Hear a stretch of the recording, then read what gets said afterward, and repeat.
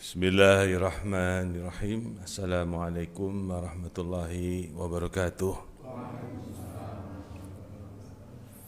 Alhamdulillahi rabbil alamin. Wassalatu wassalamu ala rasulillah wa ala alihi wa ashabihi wa man tabi'ahum bi ihsan ila yaumiddin.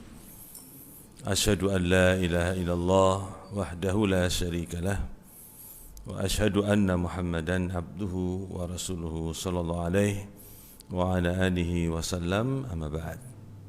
Bapak-bapak, ibu-ibu, hadirin hadirat rahimakumullah, senantiasa kita bersyukur kepada Allah yang telah memberikan kepada kita kesempatan untuk sekian kalinya bertemu di masjid untuk mempelajari agama Allah Subhanahu wa ta'ala. Kita hanya berharap kepada Allah dari berbagai pahala dan ganjaran yang Allah janjikan kepada kita semuanya. Itu yang kita harapkan, karena keberuntungan itu, sesuatu itu didapatkan dari sisi Allah. Kemudian di kesempatan ini kita melanjutkan pembacaan surat Al-Ghasyiyah, dan sekaligus nanti akan membicarakan atau menjelaskan tafsir singkat ringkas dari ayat tersebut. Ya, mungkin kita bisa membaca dan insyaallah memahami tafsir penjelasan ayat ini. Kita sampai pada ayat yang ke-17. Kita baca dari situ dan sampai selesai. Kemudian kita akan menjelaskan tafsirnya dari kitab tafsir Al-Miyassar. Ya. Sarang-sarang Bu, bapak-bapak, maaf sarang-sarang nggih. A'udzu billahi minasy syaithanir rajim.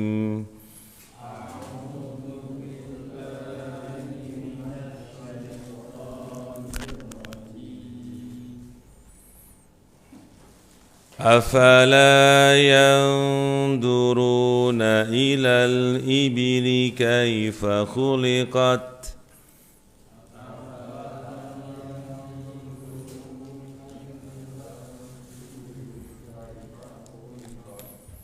وإلى السماء كيف رفعت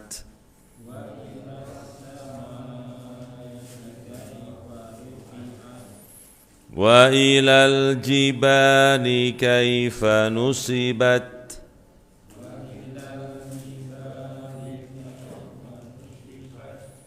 وإلى الأرض كيف سطحت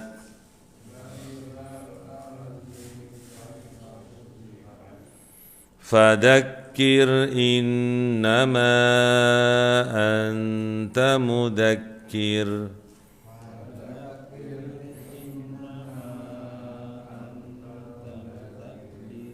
لست عليهم بمسيطر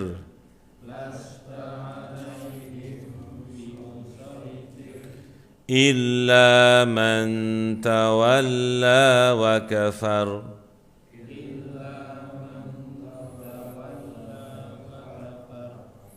فيعذبه الله العذاب الأكبر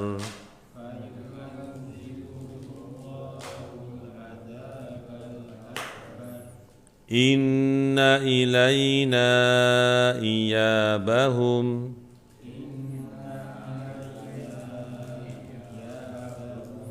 ثم إن علينا حسابهم.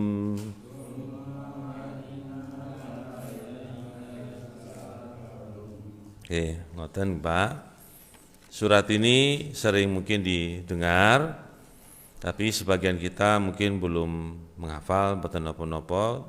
Kita membaca terus dan mendengar terus, insyaallah di lain kesempatan bisa menghafal insyaallah ayat atau surat yang sering dibaca, terutama di sholat Jumat atau di hari raya Idul Fitri, Idul Adha, biasanya dibaca ayat ini atau surat ini. Oke, kita mulai mengartikan makna dari ayat ke-17 dari surat Al-Ghasyiyah. Afala yanzuruna ilal ibili kaifa khuliqat. Apakah mereka tidak memperhatikan? Jadi bukan hanya melihat. Memperhatikan itu berarti melihat secara seksama. Nek melihat kan langsung lewat. Nek memperhatikan itu rotok menteleng atau memikirkan. Nah, itu namanya memperhatikan. Memperhatikan apa? Apakah mereka tidak memperhatikan kepada onta, binatang onta, binatang yang kebanyakan itu berada di daerah Timur Tengah dan sekitarnya. Bagaimana khuliqat diciptakan? Nek panjenengan rodok memperhatikan onta, pasti berpikir kok bisa penciptaannya seperti itu, kok beda sama kambing, beda sama kuda, padahal binatang. Pasti ada yang menciptakan. Binatang itu banyak, Pak. Hewan itu banyak. Jumlahnya itu ratusan ribu. Mbah menawa. Jadi kok bisa beda-beda satu dengan yang lainnya? Nah, ini siapa yang mengadakannya? Pasti ada yang mengadakannya. Maksud dari ayat ini bertanya itu agar kita itu bisa tahu siapa yang menciptakannya. Jadi pertanyaan di sini, apakah mereka tidak memperhatikan kepada onta? Bagaimana onta itu diciptakan? Kok ada matanya? Matanya sendiri itu ada titik hitamnya, ada titik coklatnya, dan seterusnya. Wa ilas samai kaifa rufi'at. Dan apakah mereka juga tidak memperhatikan kepada langit? Bagaimana juga rufi'at diangkat, artinya berada di atas kita. Siapa yang menciptakan? Indahnya langit itu luar biasa, tingginya langit luar biasa, berdirinya langit itu tanpa tiang, dan itu kita ketahui. Kok bisa? Itu langit. Di sana terkadang dihiasi oleh bintang-bintang. Walaqad zayyana sama'ad dunya bimasabiha wa ja'alnaha, dan seterusnya ayat. Allah telah menghiasi langit itu dengan bintang-bintang. Dan Allah telah menjadikan bintang-bintang itu untuk mengejar jin-jin yang mereka mencuri berita-berita di langit, pembicaraan antara Allah dan malaikat. Jadi sebagian tukang sihir atau dukun itu terkadang mereka tahu tentang sesuatu yang akan terjadi, terkadang karena mereka mendengar berita dari jin-jin yang membawa berita dari pembicaraan Allah dan malaikatnya. Tetapi para jin itu biasanya mereka membawa satu berita dengan 1000 kebohongan. Satu berita benar, tapi ditambah-tambah menjadi 1000 kebohongan. Sehingga nanti kadang-kadang memang mencocoki, terkadang ada perkataan seorang yang dianggap orang pintar, benar kadang-kadang, mencocoki karena dia mendengar berita dari jin yang membawa berita tersebut. Tapi di samping itu nanti akan membawa sekian banyak berita tambahan-tambahan, kurang-kurang kebohongannya. Jadi demikianlah Allah telah mentakdirkannya. Langit dihiasi oleh apa? Bintang. Wa ja'alnaha rujuma lisyayatin. Kami jadikan bintang-bintang itu sebagai pelontar, pelempar kepada para jin. Dan kalau mereka terkena lemparan ini, mereka terbakar, hangus jin itu. Dan banyak yang tidak selamat dari kejaran bintang tersebut. Ini kisah sedikit tentang alam jin. Kemudian wa ilal jibali kaifa nusibat. dan kepada gunung-gunung. Gunung-gunung itu banyak di seluruh dunia, itu banyak. Ada yang meletus, ada yang tidak meletus, ada yang aktif, ada yang tidak aktif, termasuk gunung semuanya. Tetapi gunung itu termasuk benda yang besar di bumi ini. Itu bagaimana gunung itu ditegakkan. Bahkan dalam ayat lain, gunung itu sebagai pasaknya bumi, sebagai penguat bumi itu adalah gunung. Di dalam ayat lain ya Bu.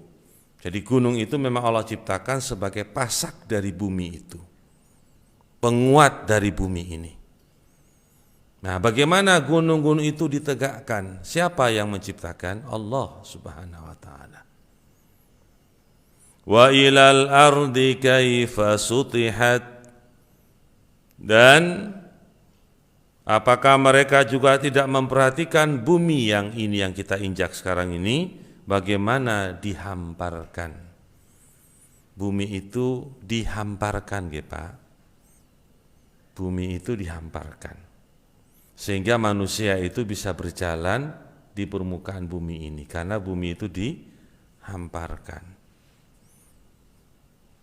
Siapa yang menciptakan bumi yang dihamparkan? Ya Allah Subhanahu wa taala, itu yang telah menciptakan langit-langit dan bumi dan apa yang ada di dalamnya, isinya termasuk manusia dan semua yang ada di bumi ini.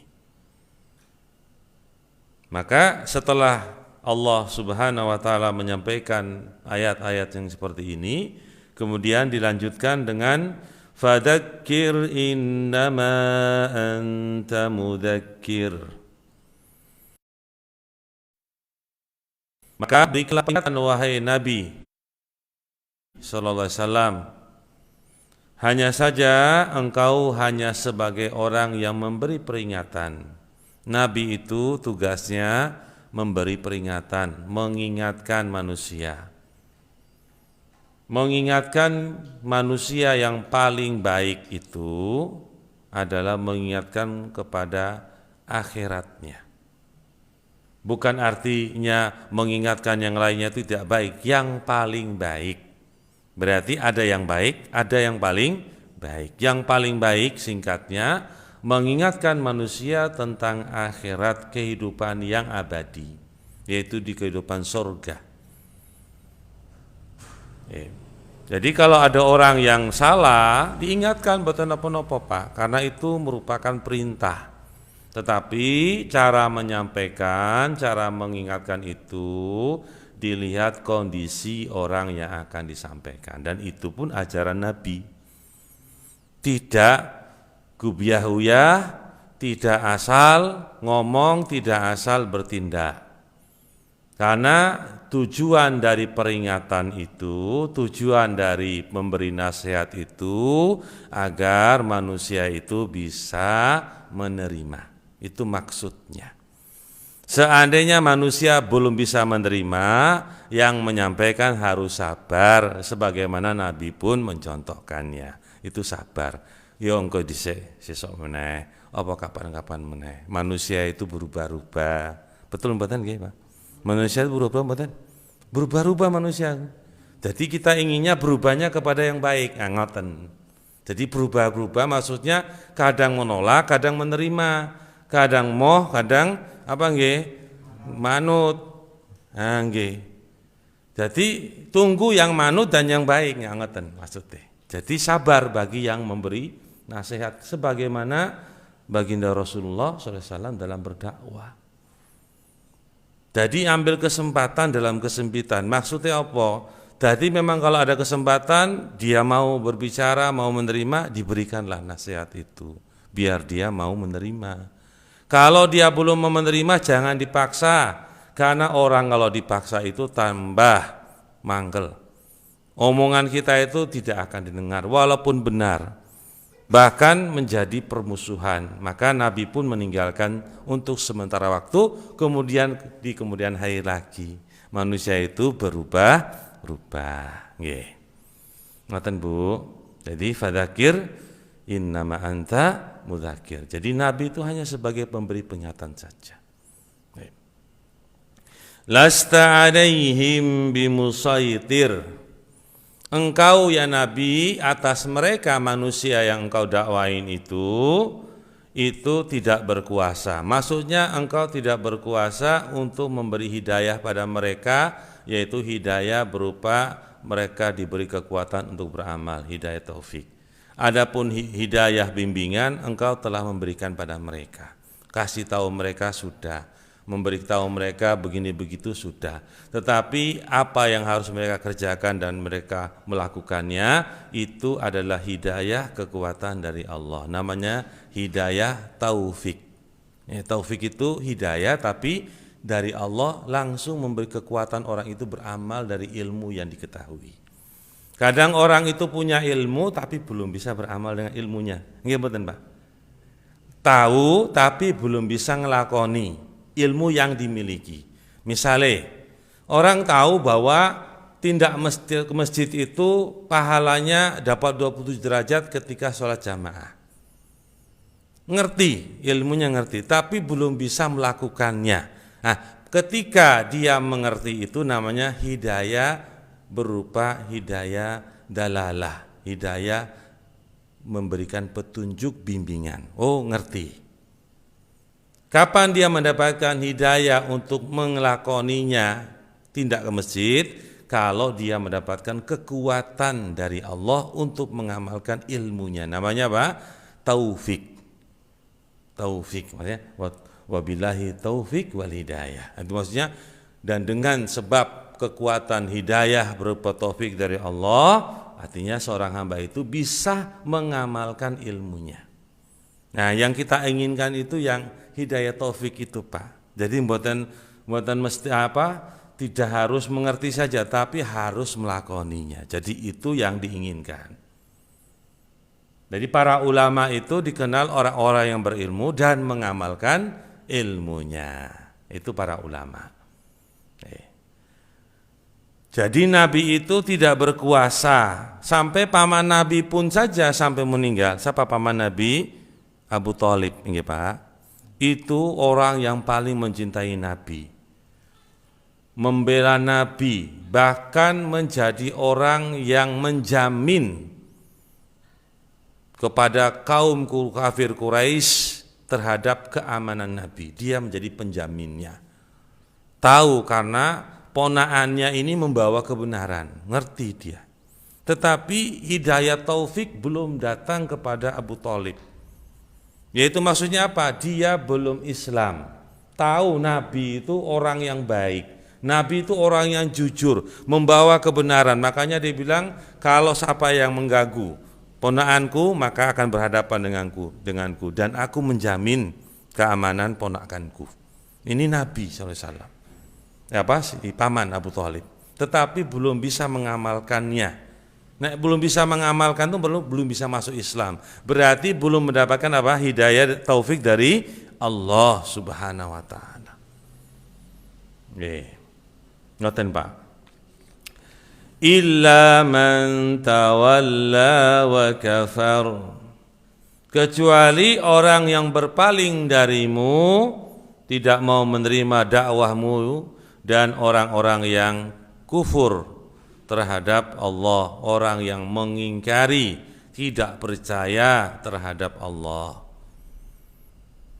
Kemudian Allah menyebutkan dalam ayat selanjutnya, fayu'adzibuhullahul adzabal akbar. Maka Allah akan menyiksa orang tersebut yang berpaling dan kufur tadi dengan adab yang besar. Berarti Allah itu mengancam dengan siksa terhadap orang-orang yang berpaling menerima kebenaran dan orang-orang yang mengingkari kebenaran. Itu ancamannya, Pak. Ancamannya, dereng diadab, ancamannya. Jadi manusia itu ketika hidup di dunia itu baru diancam. Nah, orang diancam itu bisa berubah mboten? Bisa. Jadi tidak kemudian kalau diancam itu kemudian sudah dipastikan mboten, Pak. Diancam itu artinya kowe mau kembali apa ora, ngono. Kalau kamu tidak mau kembali dari apa yang kamu amalkan selama ini, dari kekufuran, dari pengingkaran, ya nanti besok akan diadab. Tapi kalau ancaman ini Pak kalian bisa menjadikan peringatan, ya sekarang bertobat. Nah saniki, ya Pak. Jadi ancaman itu belum menetapkannya, tapi ancaman itu nanti sesok, gitu loh. Jadi kita itu tidak boleh mengkafir-kafirkan orang dulu kalau masih hidup Pak, nggak boleh. Kok panjenengan kafir? Mboten. Kita tidak boleh menetapkan karena dia masih hidup. Tetapi kita katakan kalau kamu masih seperti itu nanti kamu diancam dengan apa? Siksa. Kamu termasuk orang yang diancam, tapi belum mengatakan orang itu pasti disiksa, itu tidak. Karena siksa itu nanti Allah yang berkuasa. Jadi kita tidak boleh menunjuk hidung masing-masing orang bahwa dia itu kafir, kamu munafik, gak boleh. Ini Pak, tapi kita mengatakan orang-orang yang kafir itu akan mendapatkan azab siksa Allah. Diancam. Ngoten. Kita itu tidak gampang-gampang mengkafirkan orang Pak, nggak boleh. Seorang muslim itu tidak boleh, gampang-gampang itu nggak boleh. Kemudian inna ilaina iyabahum, sesungguhnya kepada kami kata Allah kalian atau mereka itu dikembalikan. Memang semua ini akan kembali kepada siapa? Allah yang menciptakan kita semuanya. Yaitu maksudnya kembali kepada kami itu mereka akan dikumpulkan di padang mahsyar ketika mereka bangkit dari kubur-kubur mereka. Setelah terjadinya hari apa? Kiamat. Itu kembali kepada Allah. Allah akan menghukumi semuanya dari perbuatan yang ada di dunia ini. Selesaikan perselisihan satu makhluk dengan makhluk yang lainnya.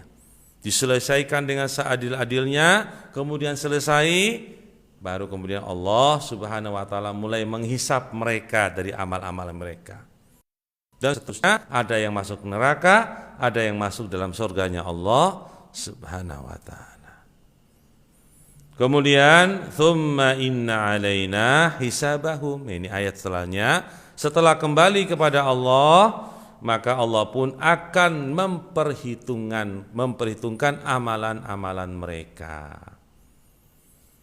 Jadi bapak-bapak, ibu-ibu yang semua di sini dan yang di rumah yang mendengar lewat media sosial, bahwa kami membaca ayat ini sama-sama kami diberi peringatan. Jadi bukan panjenengan mawon nggih. Kula nggih sami diberi peringatan dengan ayat yang dibaca ini dan didengar sama-sama tentang apa yang akan terjadi nanti di akhirat, yaitu kita akan diperhitungkan amalan-amalan kita. Kita sudah diberi oleh Allah akal pikiran yang baik, yang sehat, yang terkadang lebih dari satu dengan yang lainnya. Maka jadikanlah akal sehat itu untuk memikirkan perkara-perkara yang menguntungkan di akhirat nanti. Ngoten nggih. Jadi manusia itu ngoten niku, Pak. Jadi bapak-bapak, kebanyakan semua yang dengar di masjid ini itu sudah umur semua, sudah paruh umur. Jadi jangan sia-siakan umur yang Allah berikan nanti, enggak tahu kapan datangnya ajal kita. Kita jadikan sebagai amalan kebaikan dan taubat kepada Allah. Ini peringatan pada kita semua dari ayat yang ada ini. Kemudian kita baca sedikit penjelasan tafsir dari Al-Quran ini. Dari tadi kan dari kula nggih, kula secara umum berceramah dari ayat ini. Nah, sekarang dari tafsirnya kita baca. Afala yang duru, apakah al-kafirun wal mukadzibun ilal ibil, apakah orang-orang kafir dan orang-orang yang berdusta itu tidak memperhatikan kepada onta? Artinya apakah mereka tidak melihat onta itu diciptakan bagaimana sih? Ya. Punya kepala, punya kaki, punya kulit, punya bulu dan seterusnya. Pastinya dengan demikian mereka akan memikirkan siapa yang menciptakan ini. Kemudian kaifa khuliqat hadal khalqal al-ajibah, bagaimana diciptakan makhluk yang mengherankan atau yang mengagumkan ini? Iya, memang orang itu kalau pencinta hewan pasti dia akan merasa kagum dengan penciptaan dari hewan-hewan yang ada. Pasti itu orang-orang yang mencintai makhluk itu kalau dia melihat pasti akan kagum dengan penciptaan tadi. Kok ini seperti ini, kok yang ini seperti ini. Dia akan kagum, siapa yang menciptakan ini? Kemudian wa ilas samaa'i kaifa rufi'at hadar raf'u al-badi. Dan kepada langit yang bagaimana langit itu diangkat. Diangkat oleh Allah tanpa adanya tiang. Ya, bangunan. Langit itu bangunan, Pak. Bukan hanya awan-awan atau udara, enggak. Langit itu berupa suatu yang zat yang diciptakan Allah, hanya kita belum mencapainya. Langit pertama saja dalam pandangan kita ada, tapi untuk mencapainya belum bisa tercapai-capai. Mboten percaya Pak, Nabi SAW ketika Mi'raj ini kan munggah, itu melewati langit pertama, langit kedua, langit ketiga. Jadi bukan kalau hanya udara saja, mboten Pak. Memang ada zat yang dilewati oleh Nabi sampai ke langit yang ketujuh. Di atasnya Sidratul Muntaha untuk menerima perintah sholat 5 waktu. Dengan kendaraan yang bernama buraq yang diceritakan dalam Sahih Bukhari, itu binatang yang memiliki sayap, ya, seperti hewan bigol. Bigol itu nama hewan yang perkawinan antara kuda dan himar. Himar itu keledai. Jadi kuda yang besar dengan himar yang kecil menghasilkan hewan namanya bigol. Nah, hewannya seperti itu yang menggunakan sayap, dan itu yang membawa Nabi bersama Jibril yang menemani perjalanan Nabi ke Sidratul Muntaha untuk menerima perintah sholat 5 waktu yang kita kerjakan ini. Kemudian dalam tafsir ini pula kita baca wa ilal jibali kaifa nusibat, dan kepada gunung-gunung bagaimana ditegakkan, fahasala biha ats-tsabat lil ardi wal istiqrar. Maka jadilah dengan ditegakkan gunung-gunung itu, maka jadi kokohlah bumi ini dan tertanam betul-betul bumi ini. Jadi bumi itu dikuatkan dengan gunung-gunung, Pak. Kalau gunung-gunung itu masih ada, bumi itu masih kuat. Ini Allah Subhanahu wa taala yang menjadikan sebagai pasak-pasaknya daripada bumi ini, yaitu gunung. Gunung-gunung yang ada. Kemudian juga wa ilal ardi kaifa sutihat busitot wa muhidat, bagaimana bumi itu dihamparkan. Nah, inilah yang menjadi keimanan kita kepada bumi itu dihamparkan. Bumi itu apa nggih, Pak? Dihamparkan. Itu aja keimanan kita. Kemudian bagaimana bumi itu lonjong atau dia mendatar atau dia panjang atau bundar tetapi roto lonjong, itu adalah pembahasan para ahli dan mereka berbeda pendapat. Para ahli nggih, Pak. Bahkan di zaman Galileo itu pun sudah terjadi perbedaan. Nggih, Pak nggih. Ada sejarah nggih? Sejarah Galileo. Itu juga ada perbedaan tentang bumi ini apakah bunder, bumi ini apakah bulat, bumi apakah lotok lonjong dan seterusnya. Perbedaan. Tapi yang harus kita imani saja cukup ini, Pak. Yang wajib kita imani, bumi itu dihamparkan sejauh mata memandang. Seandainya tidak ada rumah ini, Pak, kita bisa melihat Gunung Merapi kalau tidak tertutup pandangan kita, karena bumi itu apa? Dihamparkan sejauh mata memandang. Itu yang wajib diimani, yang wajib nggih. Adapun yang lain-lainnya ya tidak wajib, karena bisa saja benar, bisa saja salah, karena para ilmuwan pun berselisih. Nggih, Pak nggih. Jadi itu bagian dari keimanan, itu mempercayai apa yang ada dalam Al-Quran, itu yang wajib.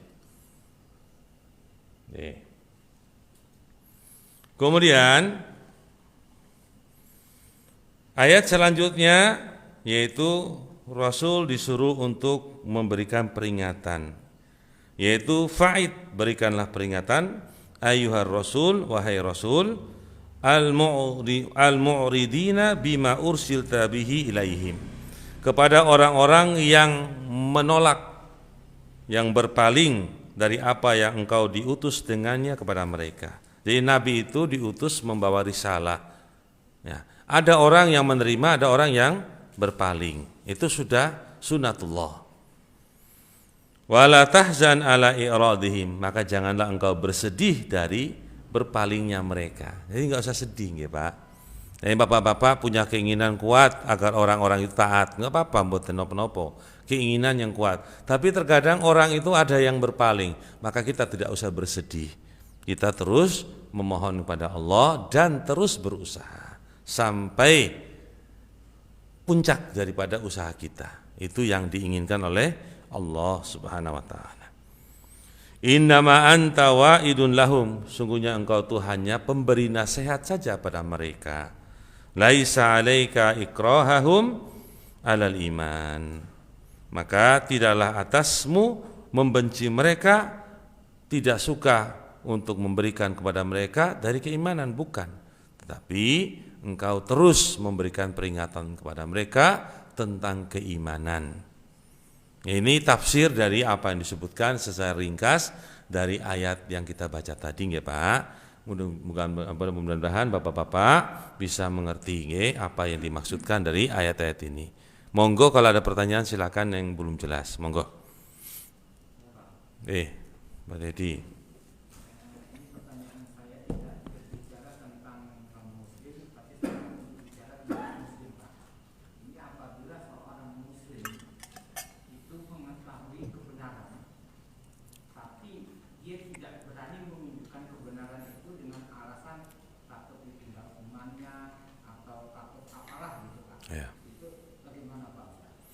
Kalau yang seperti ini dimaklumi, mungkin keimanannya yang agak lemah.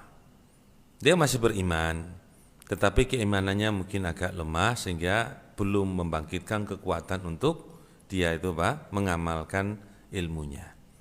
Yang seperti ini didorong, jangan dicela. Orang yang seperti ini jangan dicela.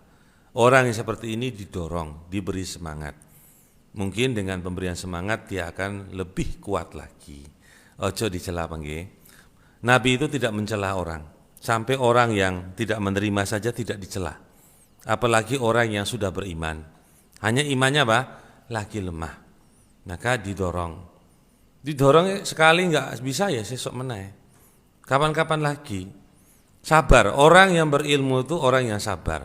Semua sama. Sabar dalam kondisi yang ada.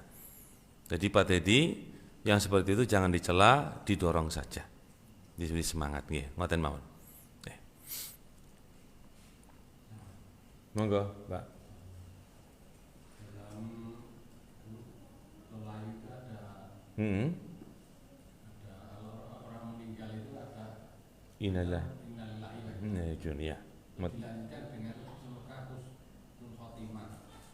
Itu apakah sudah tepat atau?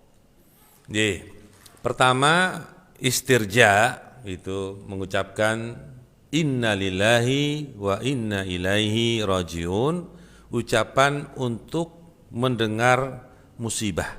Di antara musibah itu adalah kematian. Dan ini sering dipakai untuk kematian karena memang sering sekali orang menggunakan istirja ini. Ini ucapan yang benar. Ketika mendengar adanya musibah, di antaranya musibah itu kematian, maka membaca ini untuk mengingatkan kita semua yang masih hidup nggih. Jadi membaca itu untuk orang yang masih hidup. Innalillahi, sungguhnya kita ini milik Allah. Wa inna ilaihi rajiun. Dan sungguhnya kita ini akan dikembalikan kepada Allah. Yang mengingatkan kita bahwa kita pun nanti akan mati. Apa itu maksudnya? Ya agar kita perbaiki amalan kita. Itu tujuannya. Kemudian moga-moga husnul khotimah. Enggak apa-apa, itu doa, Pak. Doa tambahan dari seorang muslim. Moga-moga husnul khotimah. Harapan yang baik terhadap orang muslim yang meninggal itu kematian yang baik, kematian yang diterima oleh Allah sebagai orang muslim. Wala tamutunna illa wa antum muslimun. Itu maksudnya. Meninggal tidak lain dalam keadaan apa? Islam, istiqomah. Sejak lahir Islam, meninggal pun apa Pak? Islam, itu namanya istiqomah. Istiqomah. Itu istiqomah namanya. Ajek terus. Monggo ngoten mawon. Nggih, mboten menapa Pak.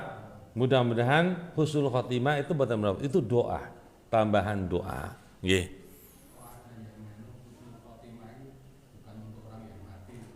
Mboten.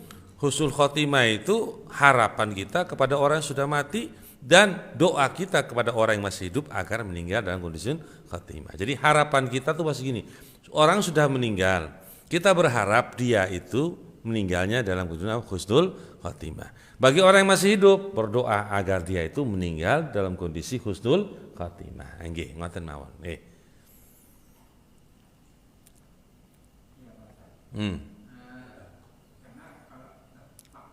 Oke, monggo Pak, monggo. 3 ayat ini Ustaz. Maka berilah peringatan karena sesungguhnya engkau Muhammad hanyalah pemberi peringatan satu. Nih. Yang kedua, engkau bukanlah orang yang berkuasa Atas mereka. Nggih. Lasta alaihim bimusyrifin. Fatir. Ila man tawalla wa kafar. Kecuali jika ada orang yang berpaling atau kafir. Iya. Yang pertama tadi berarti ini ayat dari Allah ditujukan pada Muhammad SAW. Terus yang kedua ini engkau bukanlah Punya kuasa memberikan hidayah. Orang yang berpaling. itu nanti kafir. Dan yang saya tanyakan sebaliknya gimana? Pemberi peringatan itu tetapi memberi peringatan kepada yang berkuasa yang zalim. Di sini kan banyak orang yang zalim. Ini kan tidak kata-kata kecuali kalau kafir. Ya kalau yang kafir itu orang yang berkuasa, punya senjata, punya uang yang menggembirakan, terus kita ini yang tahu akan ayat ini memberi peringatannya gimana?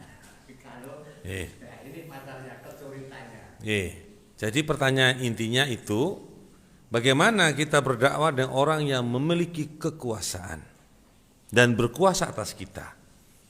Maka di dalam syariat kita disebutkan, kalau kita tidak mampu menyampaikan kalimat-kalimat kepadanya karena dia lebih berkuasa daripada kita, maka minimal seorang itu mendoakan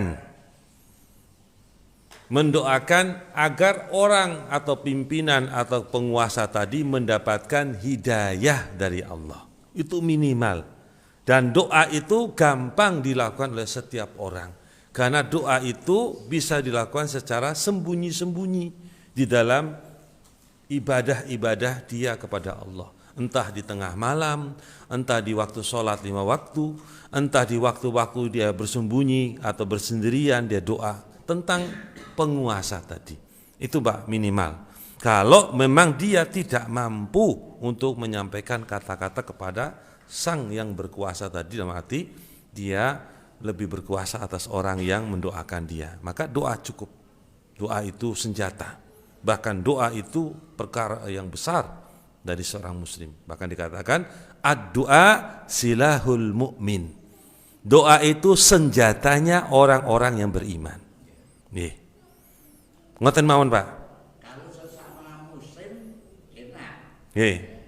Kalau orang lain, tapi kalau tidak tindakan Nggih. apa ya. Nggih, mboten napa-napa. Kita hanya peringatan saja. Kita hanya memberikan nasihat saja. Kita hanya memberi Peringatan, nggih.